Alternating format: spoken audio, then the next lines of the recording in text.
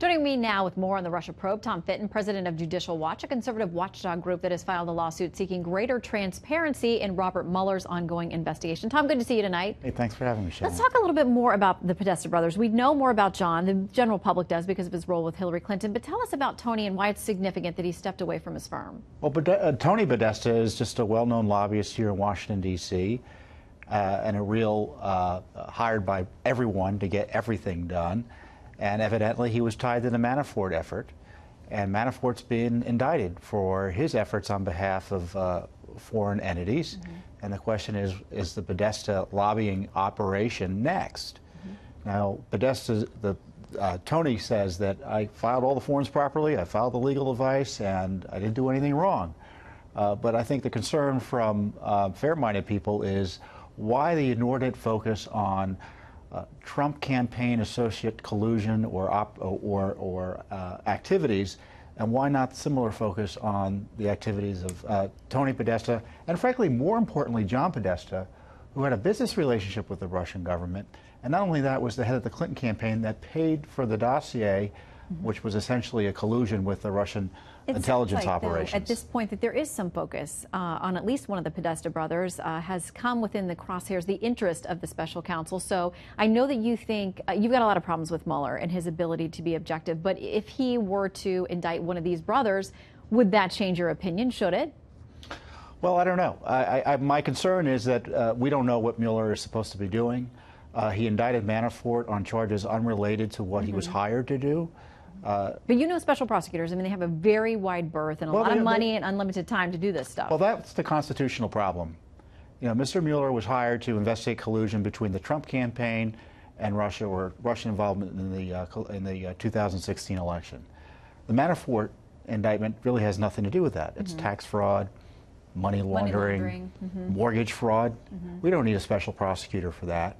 And the question is he only going to investigate collusion between the Trump campaign, allegedly, and the Russians, or is he going to involve the Clintons in it? Do you trust him to follow the facts? Because there are a lot of folks on both sides of the aisle who say, I think he will go after Democrats if he finds that there's a legitimate reason to, that they've broken the law in some way. There are a lot of folks on the Hill. We had Senator Lindsey Graham here last night. He said there will be, quote, holy hell to pay if the president gets rid of Mueller or if he isn't cooperated with in some way. You know, there's a difference between getting rid of Mueller and questioning his constitutional mm-hmm. authority mm-hmm. under the law. That doesn't mean you're not cooperating with a special prosecutor. It just means you're asserting your rights under law. And Mr. Mueller is not being supervised properly by the Justice Department. He has seemingly a wide-ranging charge without adequate supervision. We've asked for his budget. We haven't been able to get it. We had to sue in court for his budget. But why the big secrecy? Shannon, you've covered the Justice Department. Are you aware of any Justice Department investigation in recent memory that had 20 prosecutors assigned to it? It just doesn't happen. Mm-hmm. You know, my guess is the terrorist operation, anti-terrorist operation right now in response to yesterday's attack might have similar numbers. But this is a mini Justice Department being run by Mr. Mueller, and people who are appointed by the president and subjected to Senate confirmation aren't supervising him properly and adequately. Well, for him to make this big first indictment, mm-hmm.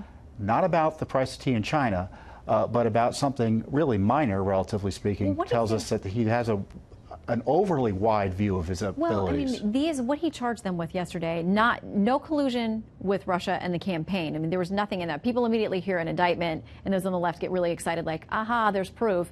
That's not what these indictments were about, to be clear. But we also got on the same day this plea deal with George Papadopoulos, who, that was a much different situation. That was that he was reaching out, trying to facilitate something. At least some say that he overestimated his ability to do so and was maybe exaggerating his ability to get top Russian officials to the table. But it sounds like in these emails that's absolutely what he was trying to do. So we get word of that, a deal that a man who'd been arrested back in July, we don't hear about it until the same day we get the indictments on Manafort and Gates. Do you think that the special counsel's office is sending a message saying, yes, we got these indictments on these two and there's no direct collusion as part of these indictments, but here's Papadopoulos. We're very much still on the scent of this trail. Well, you know, unfortunately for Mr. Papadopoulos, he evidently lied about something mm-hmm. that wasn't illegal, which were communications with these Russian operatives talking about the campaign that didn't go anywhere. And all the evidence in the indictment or in the plea deal suggests that it didn't go anywhere. The campaign was monitoring what he was doing, and basically it never rose above his own machinations individually. So I don't see what the big deal is there. And there's nothing that's been released publicly thus far showing there's been any collusion between the Trump campaign and the Russians in an improper way. Yeah, and the only information we have is between the Clinton operation and the Russians, where monies were exchanged. And my question is the FBI using this dossier, and now Mr. Mueller using this dossier, and is it fruit of the poison tree?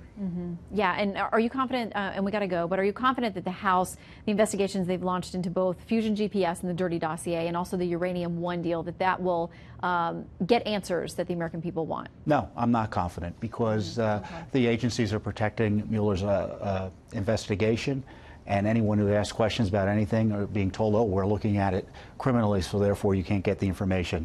So we'll be in the dark unless we push harder on it. Well, we know you do. So keep us updated on what you find. Will. Thank you. Good to see you.